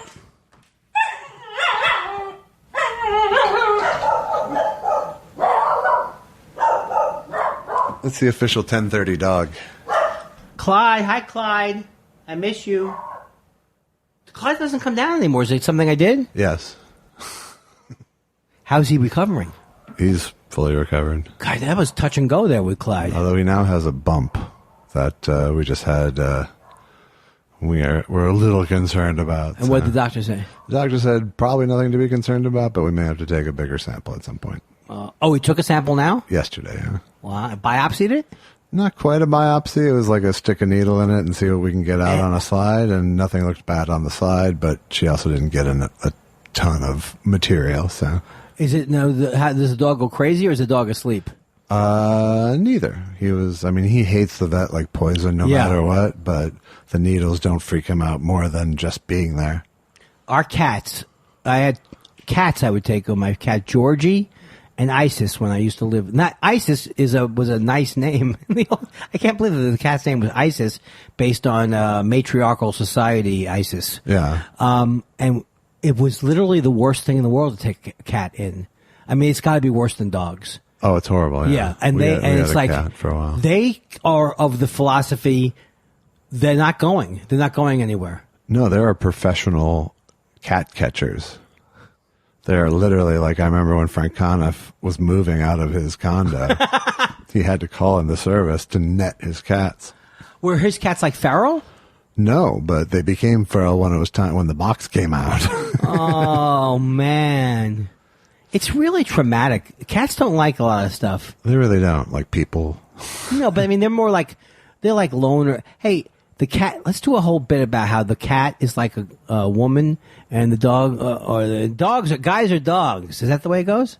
Yeah, that's the good one goes that way. The most popular one. Right. But I have grown very fond of Lucky. Very fond. Yeah. And Clyde is dead to me. That's all I'm saying. Clyde used to come down here. Nothing now. Nothing from Clyde. No, well, that's actually a show of respect. Oh. He's not afraid of what you're going to do. He doesn't feel a need to protect Allison from you. That's the best news now, is that they don't come over. They don't think it's a disturbance. They think it's a welcome Right. presence. It's routine. But you're never going to give it. Look, here's what I'm saying. It is routine to Lucky. She sees the mic comes out and she knows. Right, but do you think, like, I'm trying to say that my relationship with Lucky, like I'm a Jesus figure. Why can't I have more from your? What am I looking for that I'm not getting? Everything? A lot more fulfillment than my dog can give you. I don't know. I'm telling you, you're my favorite dog owner. Like, I don't think Susan and I were like, oh, well, we want it, but we don't want to do it. Neither one of us want to do much of the things. Yeah. Do you ever go to You Wash Doggy? No. I take him in a place and go, hey, you wash doggy. Oh, they do it. Yes. Once a week? No, not even close. You mean now cats clean themselves? Yes, dogs do too. They do? Yes. Not as much as cats, though, right? Lucky does a lot of self-grooming. Grooming? And Clyde likes to groom Lucky. Clyde licks Lucky all over the place. And so how long can you wait? It's based on smell, really. If they start to get gamey, we take them in. If they start to get... Don't you want to get them before they get gamey? Dogs are gamey. They're the original gamey. We've got this down, Andy. Don't worry. Now, let me ask you this, though. Do they ever enjoy that process? Clyde doesn't like going anywhere. Right. Lucky is okay because we take him to a grooming place that's also a daycare place, so they get to play with dogs, which Lucky likes. Clyde doesn't. Clyde hides under things while Lucky plays with dogs. And then they get groomed and we pick them up. So, But some people have their dogs in the car a lot. They're not used to being in the car that much, right? I don't like it because it usually means we're taking them to the vet or being groomed. But I would think they wouldn't. See, my thing is they don't remember the dentist like I remember. No, the they remember. They do? Yeah, they remember. Oh, boy. You should write a book about these dogs. Hey, they're a man's best friend. I hadn't heard that. Concepcion. David Concepcion Just Concepcion. was a baseball player. Yes, Dave Concepcion was a baseball Thank you. player. Thank you for now. Or Jose Concepcion. No. For? White Sox. I think he's the Reds. Yeah, no, I knew I was wrong. It is the Reds. Does Andy smoke weed with fans? Yeah. Hell of course. yeah, Andy Yes, I smokes weed do. with fans. Now, I'm always afraid that someone's going to give me some Especially power. in England. That's right. In England, people. He smokes. Where's he living? Oh, no, you're back from England on this show. Oh, where is this guy living, though? I don't know. Oh, okay. It's not like I'm going to... Yeah, I do. But, you know, people have died from taking drugs from fans and things like that. Like, that's how I think James Honeyman Scott passed away. Yoshi Yamamoto almost killed you when he came to the Improv. What happened? What did we smoke? We smoked something harsh? No, I'm kidding. Oh. Dustin Tyson says, would you consider adding a video element? Even if you only did small clips, I feel it would add a lot for the audience. I think no, right? Not until there's money in this. Oh, if there's money in it, then why are we doing it then? Because then we can be a fuller... Is it a fuller experience? Do you watch any podcasts? There's a lot of people who watch podcasts on YouTube. Like Tom, like Segura and Christina P. They have a lot of viewers on YouTube, and they YouTube every one. They video their shows, yeah. Except for the show I was on, the video was down, so I was just an audio show. They co-host it? Yeah. Oh, it's called Your Mom's House. Well, very popular show. How about ours? Is it as popular as ours? It's far more popular show than ours. Come on. So no, I mean, right now I wouldn't add a video element just because it adds work, and I don't want to add work. But if there was actually some, like I said, if this became a going concern, yeah, on that level, it is a going concern. But if it became something made a dollar or two from it, something that could buy some more of my time. Well, the thing about it, though, I feel two ways about it. I guess we could add it, and which would be good. But I do like the idea. It's like when I finally released this comedy CD, I love the idea of comedy CDs. Sometimes, like where you can't see. Sometimes it's like a couple of Mitch Hedberg ones. Yeah, it adds to the experience. So I always think of podcasts as a different world where you don't want to necessarily see. Yeah, but everyone gets that choice then. They get the choice, right? But if you didn't have it, they would be forced to do it old school. It's true. I also think a lot of people just listen to it on YouTube. Right. Exactly. They're not grilled they're not glued to the set. I don't like those shows that much, like their sports shows that come on Mike and Mike or whatever. Yeah. They're just filming their show. I don't know, maybe if they had a set. An exciting set. Yeah, well, we don't have a set. So. Yeah. Maybe we should both wear GoPros. There you go. Nathan Whitlock says, will Josh ever compile a clip consisting only of his jokes that Andy missed? You mean that I didn't hear the first time around? Or get. Is there a whole group of people who are following your humor of the ones that I don't even respond to? Yeah, there is. There's a lot of people who will. So you said the joke. There are people who will treat me and go and give me the secret. I got it. One of those. Yeah. Well, the thing about it would be heartbreaking for me to make that compilation, but it would be a very, very funny compilation. I think you should it's do some it. of the best stuff. Well, these are these basically puns. No, like the way usually they're references. I'm trying to sell you out on one of this. I know. Is it one of your pun jokes? Oh, it's a reference joke. Yeah. Shannon Norman says, Josh, what Elvis Costello album do you listen to the most? Andy, did Alex Price ever take you to Yachts in Indianapolis? To Yachts? Or Yachts? Y-A-T? I don't remember that. No, I don't think so. It's not cool. That is not cool. We went. I can't remember where we went now. Oh, well. Oh, well, I almost fell off. I think I almost fell off a stool in Indianapolis at a place that was I don't know what the name of the place was. Why don't they say, give me a little clue? I don't know. Sorry. It's the yes or no question. I'm sorry. Did you go to Yachts? I apologize to you and all the viewers, all the listeners. And my half of the question, the Elvis Costello half. I don't know what I listen to the most now. I think historically the most was probably Imperial Bedroom. That was me too. I loved the whole feel of it. But Armed Forces was very, very heavy rotation. Trust less than some. Okay. I would say Armed Forces, Get Happy. Imperial Bedroom, Blood and Chocolate, Spike. I did a lot. So Spike, I never heard that much, but this seems like there was all these songs that I knew from Elvis before I knew some of the albums, like because they were hits or whatever. Right. Like Alice. I don't know what album Allison's off of. My Aim Is True is first. That's a good album. It is. Yeah. He's good. I like him. He should be more prolific. Yeah. Mark Thompson says, that's how I ended that. Yeah. Yeah. Mark Thompson says, are you fans of Bob Hope? Did you like the road pictures with Crosby? Haven't we talked about that? A little bit, yeah. I don't know enough about Bob Hope to dislike him. I liked, as a little kid, I kind of liked him, but I never saw the road movies, so I don't know. Yeah, I mean, I never found Bob Hope funny as a kid at all. I think the road movies are kind of him at his best, for sure. I mean, he had some serious swag back then. You know, he had this very cocky, very funny thing, and he and Bing did have really good chemistry. I mean, the movies aren't good movies, but there's great scenes.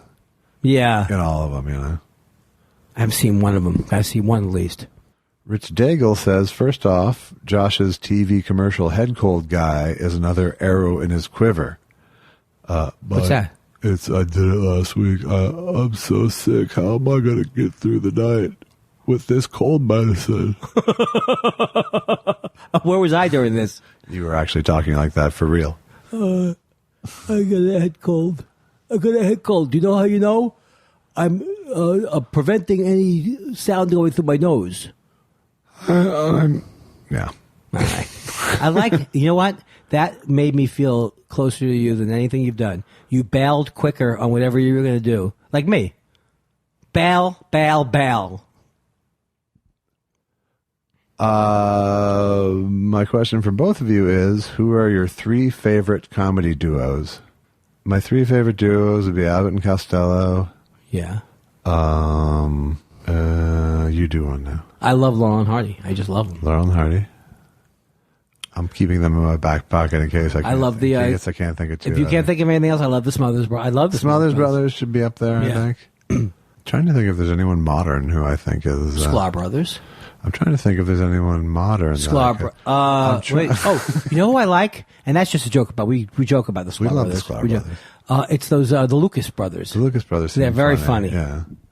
But it's a little too bantery. Too bantery. I don't like my problem with both of those sets of twins on just a structural level is that they're always talking with the same voice.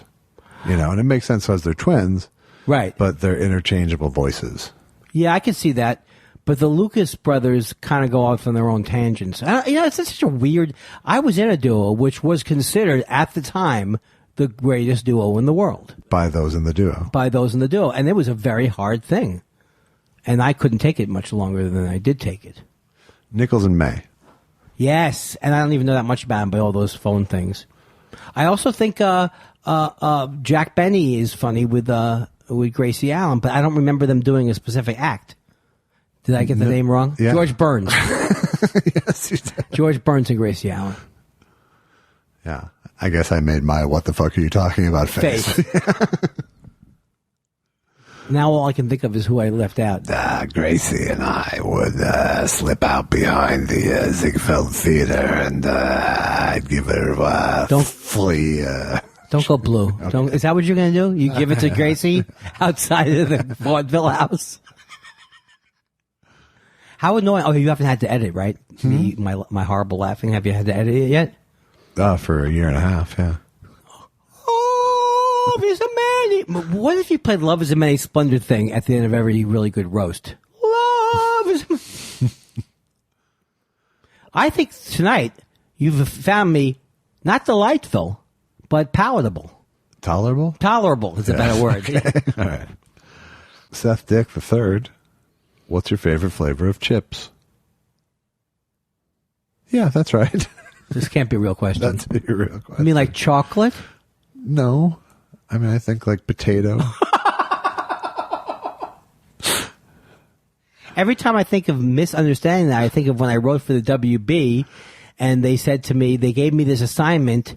Why did we pick bugs? Why did we pick the frog, Michigan J. Frog, instead of bugs? And I didn't know they meant Bugs Bunny. So I wrote all day, well, we had a cockroach, but they were too messy. And they literally thought I was crazy. I go, you didn't know this was Bugs Bunny? I mean, they couldn't figure out what I was doing. No, I don't think they thought you were crazy. They just thought I was bad at my job. Stupid. Yeah. That's what they thought. It is pretty stupid. We were going to go with an ant. Greg Kelly says, I'm guessing you need evergreen topics for the show, so I'll ask this. What kind of trees do you like? Evergreen is my favorite. Me too. Moving on. But if you really want to know what my favorite tree is the jacaranda tree. And I've only seen them in California. Yeah. They're beautiful. They blossom and they bloom in the spring. Purple. I got one in the corner of the yard there. I heard that it's very messy, isn't it? It's very messy, yeah. Because but you don't want it to be over a car. No. But it's a pretty mess. It's beautiful. It's a purple mess. You never invite me to your backyard. Nope. Okay. Just checking. Got a pool and a pond. Do you know how many times I avoid walking Pond by would be your good for you. house? Huh? You know how many times I avoid walking by your house? How many? Probably every time I walk. Why? Because I don't want you to think I'm stalking you. I could give a shit. What if you... I'm going to duck if I see you walking by my window. Or maybe I'm thinking you'll say something like this. I'm seeing you in an hour, 2 hours. What are you doing here? Because I went for a walk around 7. I understand. You're on your constitutional.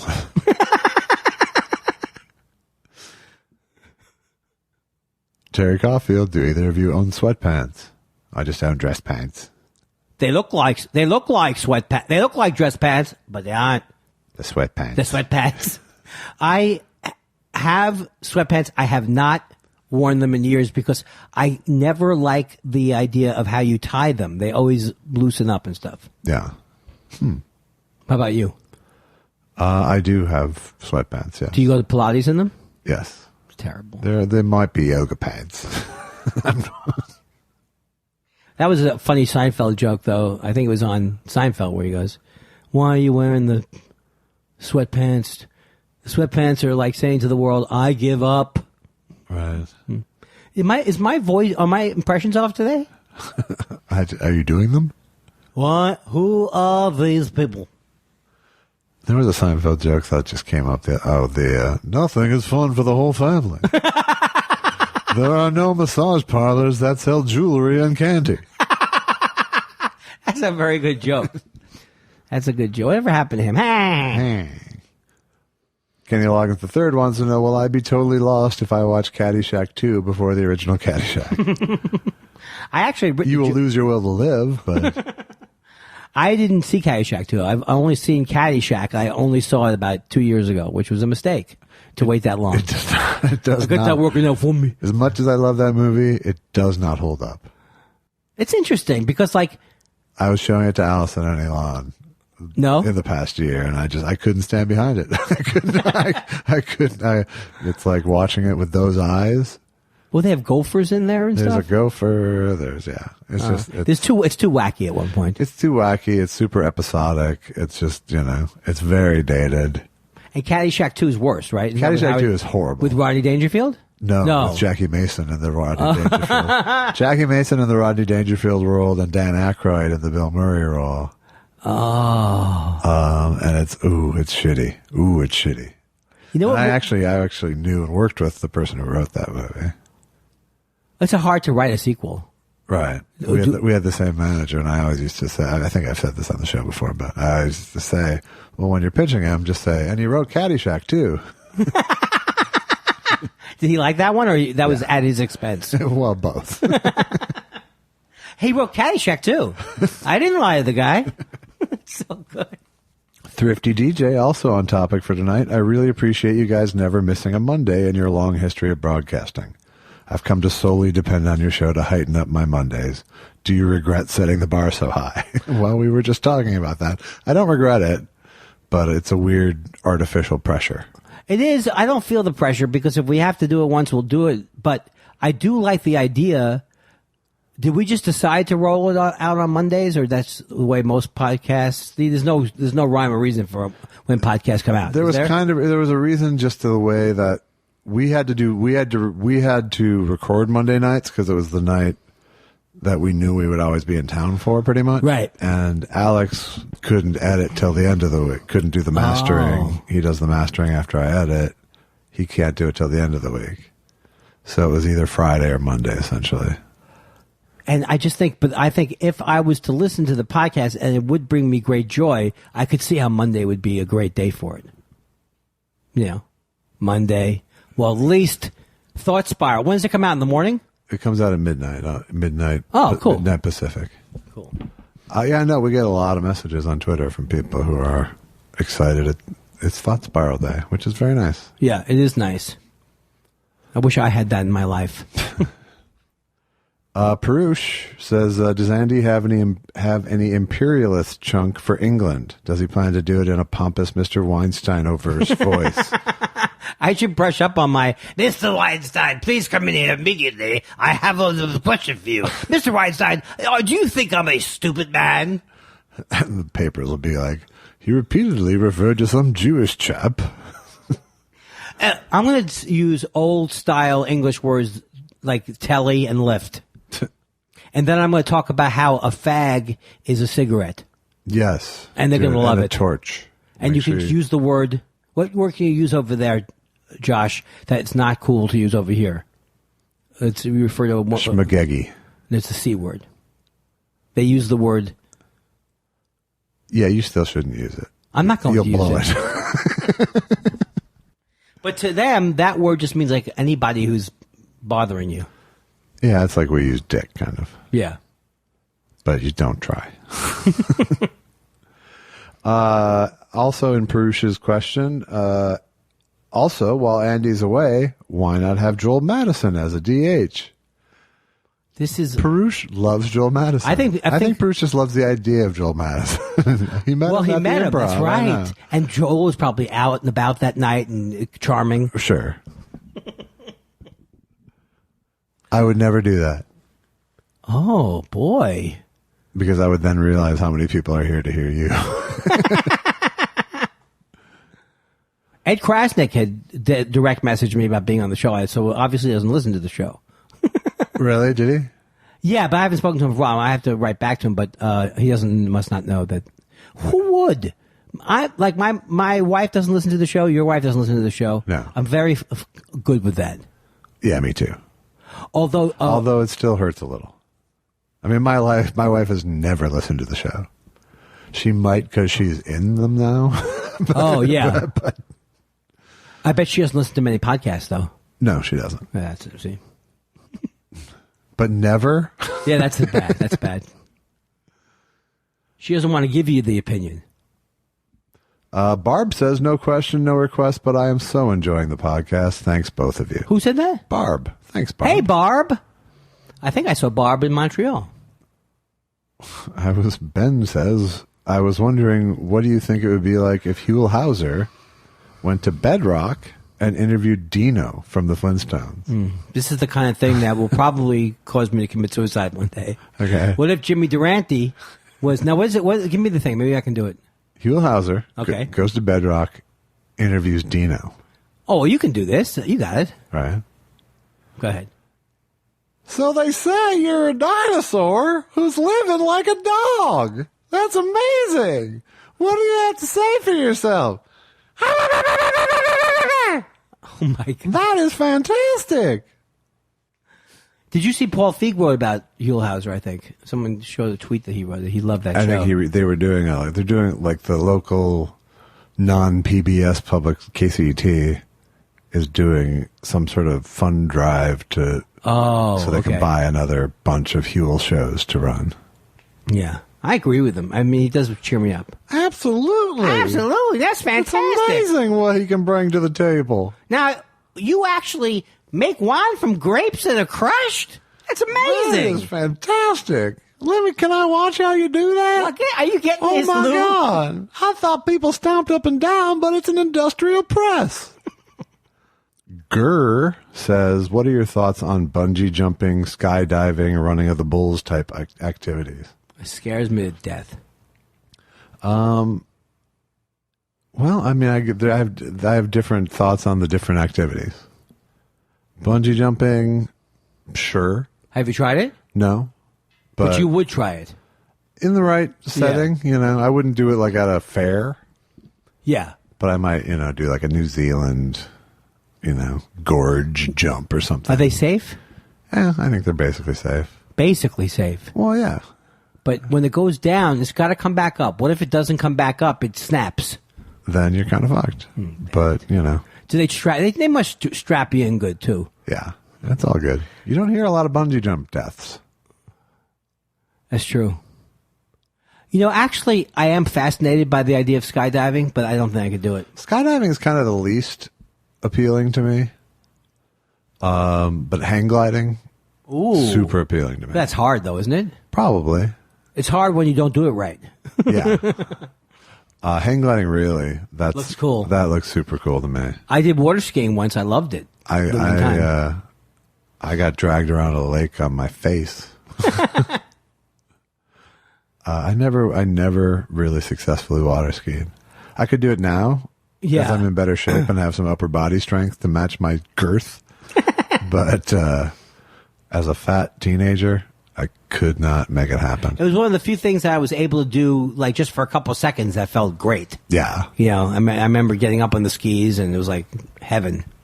But then I'm not good at it. No, but it's fun. Yeah. Or it looks fun. What was the third thing? It was pretty much fishing with giant bait when I was doing it. Did we do all three? Scott, running of the bulls, I don't have any sympathy for anybody who gets hurt doing I think that that's shit. kind of weird. I think there's nothing. The entire enterprise is fucked up because, the bulls are running to a bullfight, which is fucked up. Yeah. And, and they're all riled up and people are fucking with them. I guess it is. You can argue that it's a cultural thing, and I could see how. I know, like, Hemingway loved bullfighting, but I think ultimately it's one of those things that it's just cruel in the final analysis. Oh, that's one of the things I believe it's one of the things that we shouldn't be doing we've anymore. grown out of. Yeah.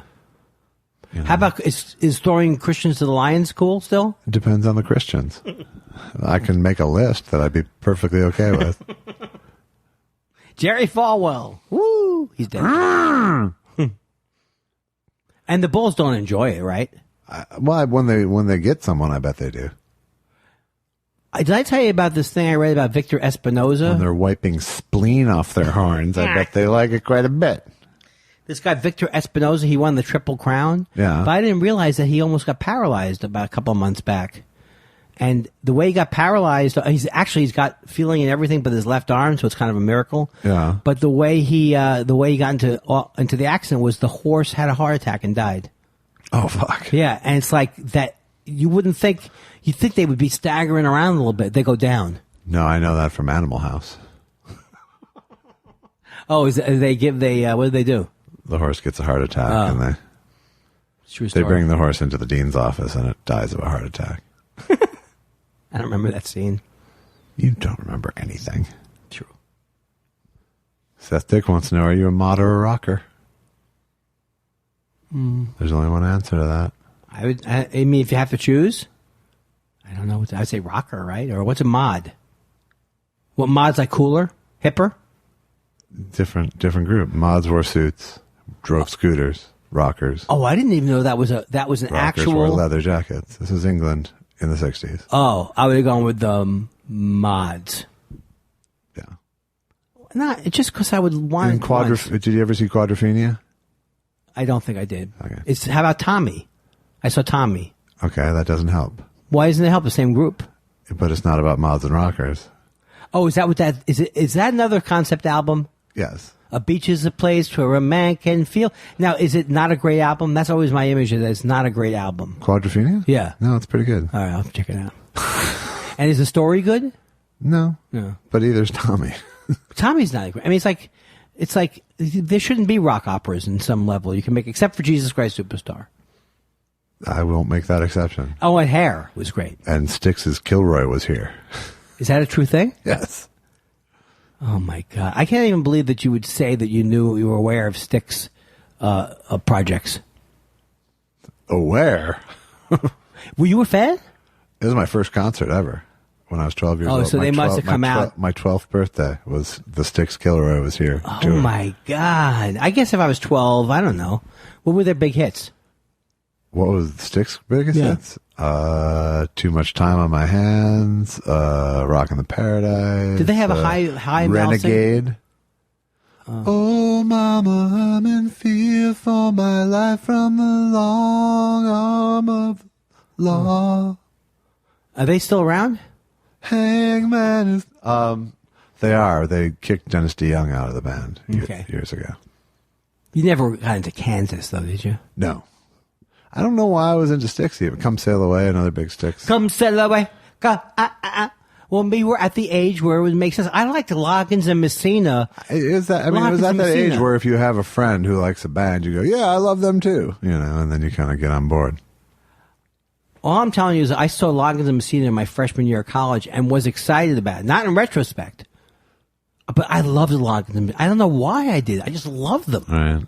You just don't know why at that age. Yeah. You're kind of impressionable. Yeah. A lot of it was just T-shirt harvesting for me. What do you mean? I mean, at concerts when I was a teenager. Oh, yeah. It was as much about coming away with the trophy as it was going to the show. But some of the bands I like were embarrassing. I liked Seals and Crofts for a while. I liked Jim Croce for a while. Yeah. That was a 12. I mean, it wasn't I would say Jim Croce less embarrassing than Seals and Croft. Well, Seals and Crofts has one good song. And it's not that great. Yeah. Summer breeze makes me feel fine. Slows you through the shackles of my mind. Not close? Was that Jaggles you went with? I don't know. It's not a good group. But neither is America. America's better than Seals and Crofts. Sure. Because you can't get that one song out of your mind. Oh, the went to the On boom the boom. first part of the journey. We were walking in the hand. There were plants and trees and other things that don't make a very good song. I've been to heaven. As Rich Jenny used to have a bit about that. Hey, you have some time. Name the horse. Oh. If you had to make a decision, yes, Gordon Lightfoot, no Gordon Lightfoot, what would you say? If I had to choose, I would say yes to old Gordon Lightfoot. You'd say no, yes, maybe, yes. Of course I'd say yes, unless I met him to his face, 'cause I'd want to get off on the right foot. Gordon. You found the only thing that could rhyme with Lightfoot was right. Why, yes, I did. Was he a Native American kind of guy? Except he lives in Canada, so he's not. He would be more of a native Canadian. Isn't there a place? Isn't there a song about prostitution? You don't go where you never go, where you don't go in, and you don't go out.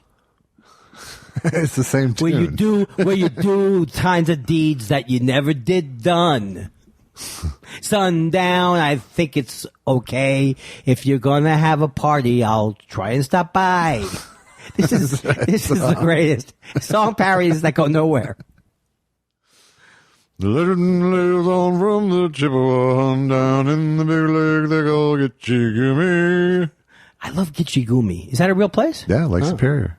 And you Superior, they said, never gives up the dead when the winds of November came early. I really kind of drives me crazy, that voice. It's pretty awesome. I think we're done. I think we're done too, but how about Jerry Mungo? Did you ever listen to any Mungo Jerry? No. Oh, in the summertime, you go smoke beep. That's Mungo Jerry? Mungo Jerry. In the summertime, when the weather is high, you got women on your mind. Have a drink. I love those songs. I also love 73 Man Sailed Off. 73 men sailed off into San Francisco Bay. Ow, ow, ow, ow, ow. And there's a girl in this harbor town, and she works laying whiskey down. They say, Brandy, fetch another around. She serves them whiskey and wine. And you the hear sailors say, them, Brandy, you're a fine girl. What a good wife you would be. For the love, the life of my lady. Here's the sea. Hee ho, hee ho, hee ho, hee ho. If you'd like to get a hold of us and tell us to stop, write us at thoughtspiralshow@gmail.com. Get yourself some Thought Spiral merch at the Thought Spiral gift shop at zazzle.com/thought_spiral. Get yourself some content from Amazon. Wow. Watch my movie, I Need You to Kill, on Amazon Prime, or rent it or buy it on iTunes or Google or Hulu. I hope you enjoyed me in England, and if you did, come see me in Toronto. I'll be there the 20-something to the 20-something. It's better to run to Toronto than to live in a place you don't want to. What's that from? It's from Groucho Marx. Oh. Well, yes, I think we're done, but I still feel like a good closer would be so great. It's better to run to Toronto than to live in a place you don't want to. If we ever get nailed by like ASCAP or BMI, they're going to go through one show and charge us $7 million. Maybe I went a little far on Brandy.